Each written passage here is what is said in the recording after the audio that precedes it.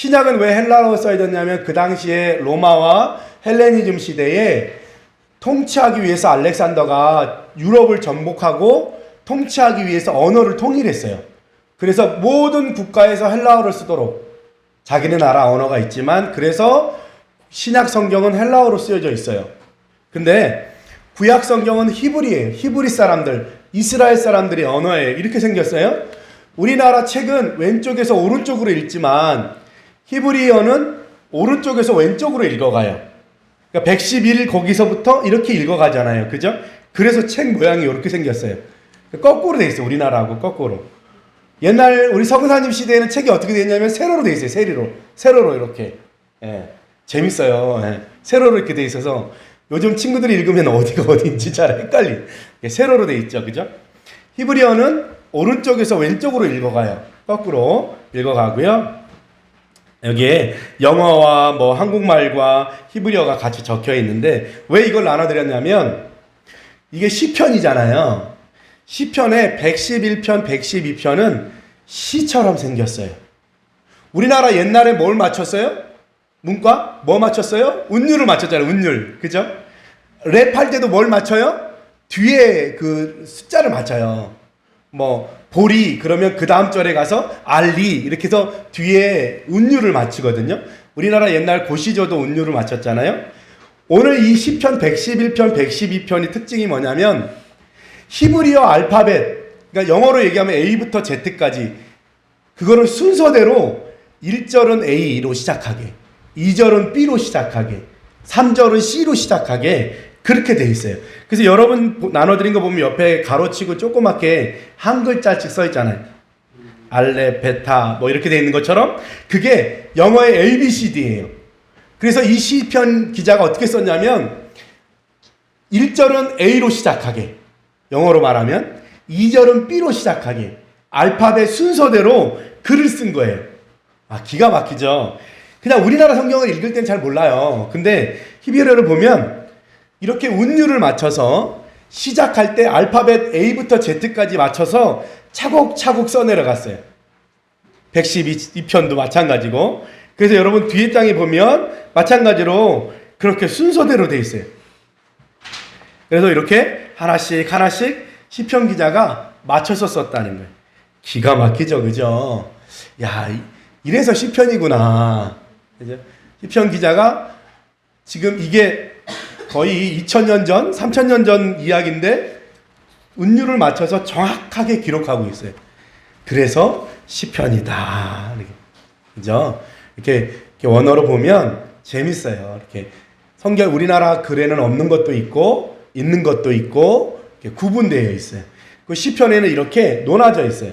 그래서 A부터 Z까지 운율을 맞춰서 한 절 한 절 써내려가는 시인이 그거를 숫자에 맞춰서 그리고 띄어쓰기도 이렇게 맞춰서 해주는 거예요. 기가 막히죠, 그죠? 야, 참 성경이 그냥 문서가 아니에요. 굉장히 굉장한 문서. 이게 고대의 글 중에서도 굉장히 대단한 언어다 이런 생각이 들어요. 여러분들 보여드렸습니다. 그게 영어 A부터 Z까지 순서 맞춰서 했다라고 하는 거 기억해 주시면 좋겠습니다. 또 하나 우리가 오늘 볼 게 뭐냐면 111편과 112편을 연결돼 있어요.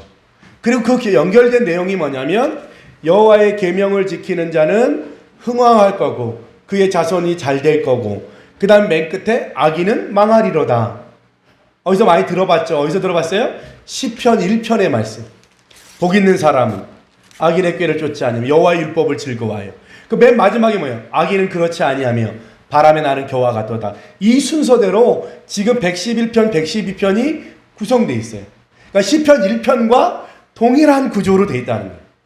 가만히 읽어보면 재밌어요. 아, 그러면 얼추 비슷한 사람이 썼어도 이런 방식으로 옛날에는 시를 썼구나. 이렇게 또 기록되어 있어요. 재밌죠? 이렇게.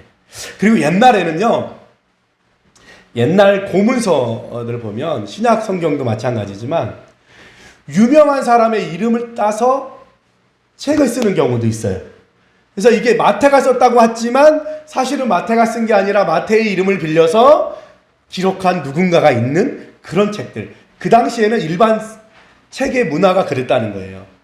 소크라테스의 제자가 썼지만 소크라테스의 이름을 빌려서 소크라테스의 말로 쓴 글들이 되게 많다는 거예요. 성경도 그럴 때가 되게 많아요. 참 재밌죠. 자, 오늘 말씀을 보겠습니다. 오늘 말씀의 구조는 똑같아요.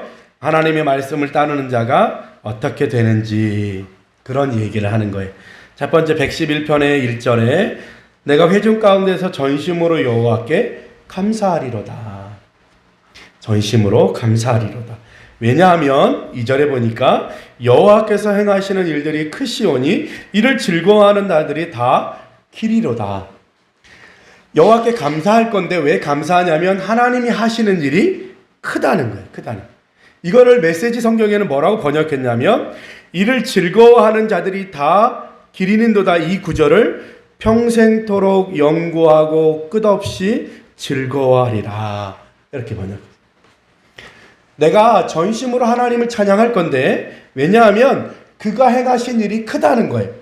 그래서 나는 그를 평생토록 연구하고 끊임없이 즐거워할 거라는 거예요.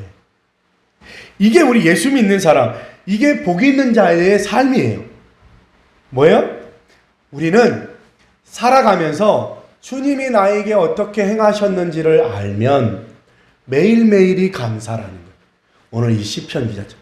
꼭 시편이 아니어도 여러분이 여러분 일기에 날마다 감사가 있을 거예요. 인생에 주님을 만나고 나니까 날마다 주님을 연구하고 생각하니까 감사할 일들 뿐이라는 거예요. 고마운 일들 뿐이라는 거예요.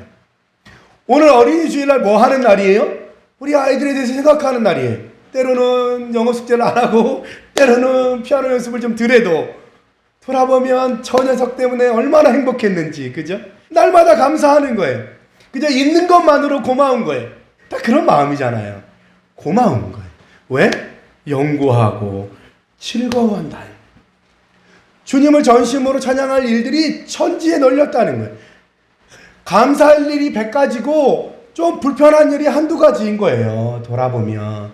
근데 우리 인생은 뭐예요? 때로는 그 불편한 일들이 커져서 그것이 전부라 여겨져 내일이 없다 생각되니까 삶을 포기하기도 하는 거예요. 우리 예수 믿는 사람들은 뭐예요? 날마다 묵상하는 거예요. 고민하는 게 아니고 묵상하는 거예요. 생각이 많은 건 똑같지만 고민하는 건 뭐예요? 걱정하고 염려하는 거예요. 근데 묵상하는 건 뭐예요? 주님의 은혜와 그 사랑을 생각하는 거예요. 얼마나 고마운지. 내 옆에 있는 사람이 얼마나 귀한지. 없어 봐야 알아요? 아니요. 있을 때 알잖아요. 그죠? 귀한 거예요. 고마운 거예요. 그래서 주님의 은혜를 날마다 연구하고 끝없이 즐거워하는 사람. 그 사람이 여호와를 찬양하는 사람이 될 거라는 거예요. 그러면 주님이 도대체 무슨 일을 했느냐? 5절에 보니까 양식을 주셨다는 양식. 자기를 경외하는 자들에게 양식을 주시며 주기도문에도요. 첫 번째가 뭐예요? 하나님을 높이고 두 번째 뭐예요? 오늘 우리에게 일용할 양식을 주시옵고. 우리 주님은요. 우리의 일용할 양식에 관심 없는 분이 아니에요. 주님은 우리를 향해서 날마다 크고 거룩한 사역, 선교하는 일에만 관심이 있는 게 아니라 우리의 먹고 마시는 일에도 관심이 있으세요. 우리에게 양식을 주시며 6절에 문나라를 기업으로 주시고 9절에 그의 백성을 속량하시며 언약을 세우셨도다. 이건 뭐냐면 출애굽 사건을 기억하는 거예요. 주님이 우리를 건져내실 때 어떻게 도우셨는지, 여러분이 지금까지 사는 동안 어떻게 하나님이 도우셨는지, 나에게 사명을 주시고 나의 일용할 양식을 주시고 그리고 나를 향하신 하나님의 사랑을 변함이 없이 끝까지 지키시는 것. 그거, 그죠? 그래서 10절에 뭐예요? 여호와를 경외함이 지혜의 근본이라 그의 계명을 지키는다는 다 훌륭한 지각을 갖춘 자이니. 여호와를 경외함이 지혜의 근본이래요. 이거 잠언 말씀에 나오잖아요. 그죠? 사람의 본분은 여호와를 경외함이라. 날마다 연구하고 주님이 행하신 일을 기억하고 여호와를 경외하는 자가 지혜의 근본이고 그의 계명을 지키는 자는 다 훌륭한 지각. 뭐야? Good understanding. 놀라운 지혜를 가진 사람이라는. 어떤 사람이 주님을 경외함이. 그러기 위해서 뭐 해야 된다? 그의 행하신 일을 날마다 생각하고 날마다 그가 행하신 일을 연구하고 날마다 그가 우리 집에 어떤 일을 행하셨는지를 보여주시고 깨닫는 거예요. 그래서 뭐해요? 감사일기 쓰잖아요. 나에게 오늘 감사할 거 5가지, 나에게 오늘 행복한 일 5가지, 그거 쓰잖아요. 그러면서 뭐 하는 거예요? 주님 앞에 감사합니다. 죽을 것 같은 그 속에서 주님이 아스팔트에서 피어오른 꽃처럼 우리에게 소망을 주시고 할 수 있게 하시고 다시 살게 하시는, 할렐루야, 그거예요. 지난 1년 동안 정말로 여러 가지 일들이 많았는데 잘 지나온 것, 그 일들을 뭐 해라? 기억하고 찬양해라. 그래서 메시지 성경에는 선한 삶의 시작은 하나님을 경외하는 거다. 경외하는 게 뭐예요? 두려움으로 섬기는 거예요. 다른 말로 하면 뭐예요? 평생토록 연구하고 주님을 찬양하는 거다 라고 하는 이야기예요. 112편에는 그렇게 얘기합니다. 1절에 그의 계명을 크게 즐거워하는 자는 복이 있도다. 그의 계명을 즐거워하는 자가 복이 있대요. 그 복이 뭐냐면 2절부터 9절이에요. 그의 부와 재물이 있고 공의가 있고 정직한 자에게는 흑암 중에 빛이 있고 자비롭고 긍휼이 많으며 의로운 이로다. 그의 자녀들이 잘 된다. 그 얘기. 여기서 제가 마음에 와닿던 건 7절 8절이에요. 같이 한번 읽어볼까요? 7절 8절 시작. 그는 흉한 소문을 두려워하지 아니하며 여호와를 의뢰하고 정하였도다. 그의 마음이 견고하여 두려워하지 아니할 것이라. 그의 대적들이 받침내 보리로다. 계명을 지키는 자는 복이 있는데 그 중에 제가 생각하는 이 본문의 최고의 복은 이거예요. 그는 흉한 소문을 두려워하지 아니야. 요즘 같은 미디어 시대에 SNS와 수많은 광고의 시대에, 그죠? 여러분 유튜브 나올 수 있는 건 뭐예요? 그 속에 깔려있는 수많은 광고들 때문에 살아가는 거거든요. 그죠? 왜 그렇게 열심히 유튜브를 해요? 그 광고 수익을 받기 위해서 열심히 하는 거잖아요. 그죠? 만약에 돈을 아무도 안 준다 그러면 할 사람이 그렇게 많지 않을 거예요. 흉한 소문을 두려워하지 아니하며 여호와를 의뢰하고 그 마음을 굳게 정하였도다. 여호와를 경외하는 사람, 그의 마음이 견고하여 두려워하지 아니할 것이라. 그의 대적들이 받는 보응을 마침내 보리로다. 악인들이 우리를 삼키려고 수없이 달려들어도 우리의 마음이 결정되었고 확정되었기에 흔들리지 않는다는. 그래서 7절을 이렇게 번역합니다. 소문과 험담에도 흔들리지 않고 순종의 마음으로 하나님을 신뢰한다. 마음이 굳세어 흐트러짐이 없으며 늘 즐거워하며 원수들 사이에 있어도 편안하다. 우리 학생들의 마음에 이런 마음이 있다면, 우리 아이들의 마음에 이런 마음들이 있다면 흔들리지 않고 자신의 길을 갈 거예요. 다른 친구들 소리에 귀 기울이지 않고 다른 사람들 눈치 보지 않고 자신의 길을 갈 거예요. 그죠? 왕따가 이렇게 유명이 돼요? 내가 왕따를 안 당하려고 하니까 뭐요? 그런 일이 된 거예요. 친구 한 명만 있어도 왕따라고 부르지 않아요. 소문과 험담에도 흔들리지 않는, 믿음에 굳게 서서 자기의 길을 가는 사람들. 그죠? 수많은 악인들이 나를 넘어뜨리게 하려고 달려올지라도 우리가 흔들리지 않는 것. 그리고 결국에는 그 악한 이가 넘어지고 쓰러지는 걸 보게 하신다는 거예요. 결국에는. 그러니까 뭐요? 흔들리지 않고 가는 거예요. 지금 당장 어려울 수 있어요. 지금 당장 힘들 수 있어요. 근데 뭐요? 묵묵히 지켜보는 거예요. 우리 하나님도 그러시는 거예요. 뭐요? 참고 인내하시는 거예요. 그리고 꿋꿋이 자신의 길을 가는 거예요. 할렐루야. 우리 아이들에게 최고의 부모는 뭐예요? 자기의 길을 가는 거예요. 엄마 아빠가 지들끼리 행복하게 사는 게 제일 행복한 거예요. 뭐예요? 흔들리지 않고 자신의 길을 가는 거예요. 이게 예수 믿는 사람이에요. 주변의 소리에, 주변의 소문과 험담에 흔들리지 않는 거예요. 그 어떤 소리가 들려도, 그 어떤 두려움이 있어도 그냥 우리는 우리의 일을 하는 거예요. 그래서 제가 그때 드렸던 기도가 뭐냐면, 주님의 뜻이 하늘에서 이루어진 것처럼 땅에서도 이루어지게 하옵소서. 주님은 주님의 일을 하시고 우리는 그냥 우리의 일을 하겠습니다. 때로는 억울할 수도 있고, 때로는 힘들 수도 있고, 때로는 속상할 수도 있지만 묵묵히 가는 거예요. 왜? 주님이 내 편이니까. 주님이 내 편이니까. 아이를 향한 부모의 최고의 기쁨은 뭐예요? 그 아이가 자기가 할 일을 알아서 혼자 묵묵히 잘해내는 거예요. 그게 부모의 기쁨인 거예요. 묵묵히 자기의 길을 가는 거. 그러려면 어떻게 해야 돼요? 여호와의 계명에 귀를 기울여야 돼요. 하나님의 뜻을 날마다 묵상할 수 있어요. 우리의 힘은 거기서 나오는 거예요. 우리 예수 믿는 사람의 능력은 거기서 나오는 거예요. 다른 데 있지 않아요. 다른 데 있지 않아요. 물질도요, 지식도요, 지혜도요, 아니요. 주변에 아무리 어떤 소리가 들려도 그러면 하나님이 결국에 악인은 이를 보고 한탄하여 이를 갈면서 소멸되리니 악인들의 욕망은 사라지리로다. 악인은 이것을 보고 노발대발하며 엄포를 늘어놓지만 결국 말문이 막히고 만다. 악인들의 꿈은 무의로 돌아가고 헛되이 사라질 뿐이다. 있잖아요. 우리를 공격해 오던 게 아무것도 아니에요. 사실은 하고 나면 별것도 아니에요. 중요한 건 뭐예요? 여호와를 경외함으로 묵묵히 가는 거예요. 그 사람은 그 사람의 길을 가는 거고 나는 내 길을 가는 거예요. 주님이 그거예요. 그래서 제가 했던 말이 있어요. 그게 뭐냐면 목사는 내가 목사다.